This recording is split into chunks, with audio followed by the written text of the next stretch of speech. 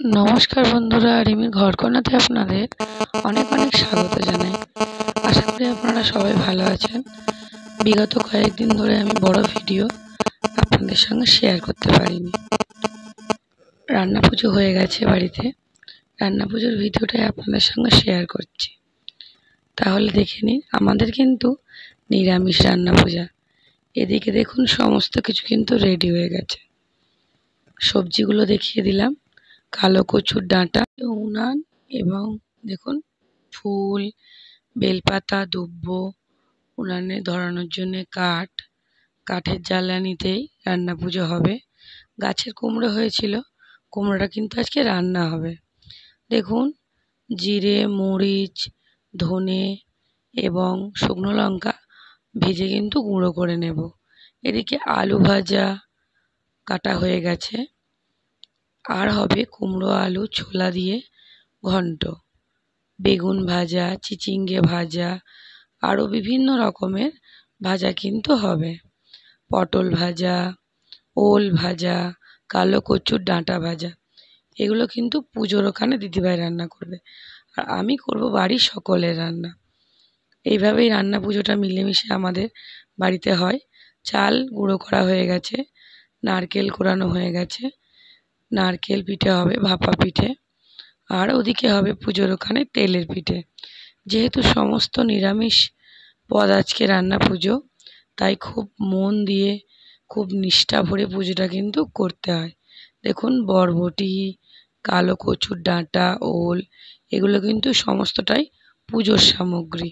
কলা ভাজা, আলু ভাজা, এদিকে আলুটা একটু অন্যরকমভাবে কাটা হয়েছে। এইরকমভাবেই রান্না পুজো কিন্তু শুরু করবে। সন্ধে হয়ে গেছে, মা মনসার ছবি, প্রদীপ, সমস্ত কিছু মাটির বাসন কিন্তু রেডি। মোটামুটি 7টা থেকে 8টার মধ্যে আমাদের রান্না পুজোর রান্না শুরু করা হয়েছে। একে একে সমস্ত রান্না হতে প্রায় রাত্রি 1:30-2টো বেজে গেছিলো। সবাই মিলে হাতে হাতে পিঠে, রান্না বান্না, খুব মজা হয়েছে। ভিডিওটা ভালো লাগলে লাইক করবেন। গলার অবস্থা আমার একদম ভালো নেই, সেটা আপনারা অবশ্যই বুঝতে পারছেন, একটু ক্ষমা করে দেবেন নিজের লোক মনে করে। আর পিঠেটা কিন্তু খুব সুন্দর তৈরি করছে পায়েল, কারিগর কিন্তু পায়েল, হাতগুলো দেখে বুঝতেই পারছেন। এদিকে বেগুন ভাজা হচ্ছে দুদিকে জোড়া উনুন, আর ওদিকে দিদিভাই একটা ট্রের উনুনে রান্না পূজা রান্না করছে। দুটো মিলিয়েই অল্প অল্প মুহূর্ত শেয়ার করলাম।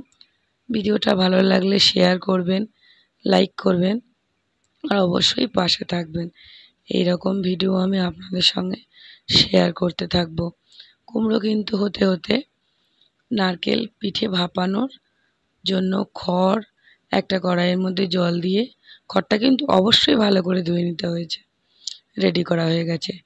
ইতিমধ্যে সকাল হয়ে গেছে, রান্না পুজোর জন্য মা মোটামুটি রেডি। আর 2 ব্রাহ্মণ হচ্ছে আমাদের আকর্ষণীয়, আমাদের পার্থিববাবু আর সার্থকবাবু। দেখুন শামলার মালা তৈরি করে নিয়েছি, ঠাকুরকে পরাতে হবে। এইভাবেই রান্না পুজো মোটামুটি কমপ্লিট।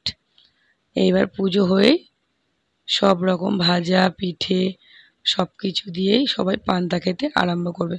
কচি কাচাদের তো আর ধৈর্য ধরছে না, কখন খাবো কখন খাবো। জানি আমার ভিডিওটা দিতে একটু লেট হয়ে গেল, তবুও বন্ধুরা একটু দেখবেন, আমার পাশে থাকবেন। আবার আমি আগের মতো রেগুলার ভিডিও দেব। দেখুন উনুনটাকে একটু কি সুন্দর করে সাজিয়েছি, আলপনা দিয়েছিলাম হালকা করে। ইতিমধ্যেই পুজো কিন্তু আরম্ভ হয়ে যাবে, ব্রাহ্মণ চলে এসছে। আজকে তো আবার বিশ্বকর্মা পূজা, বাড়িতে 2-3টে বাইক রয়েছে, বাবুদের সাইকেল রয়েছে, সব কিছুই কিন্তু পুজো দিতে হবে। ব্রাহ্মণের সঙ্গে দুজনেই কাঁধে হাত রেখে আছে, আর আমার ছেলে তো ধৈর্য অপরিসীম, বসতেই চাচ্ছে না, খালি বলছে উঠবো উঠবো। বড়টা তবু বসে আছে, ও খুব ঠান্ডা। এদিকে কিন্তু পুজো মোটামুটি কমপ্লিট। ব্রাহ্মণেরও অনেক বয়স হয়েছে, একটু প্রার্থনা করলাম, তাহলে বিশ্বকর্মা পুজো শুরু হয়ে গেল। দেখুন পরপর গাড়ি মোটামুটি শোরুমে দাঁড়িয়ে গেছে। এখানেই কিন্তু ভিডিওটা শেষ করব। দেখুন কচি কাচারা পান্তা খেতে আরম্ভ করেছে। ভালো থাকবেন, টাটা, বাই বাই।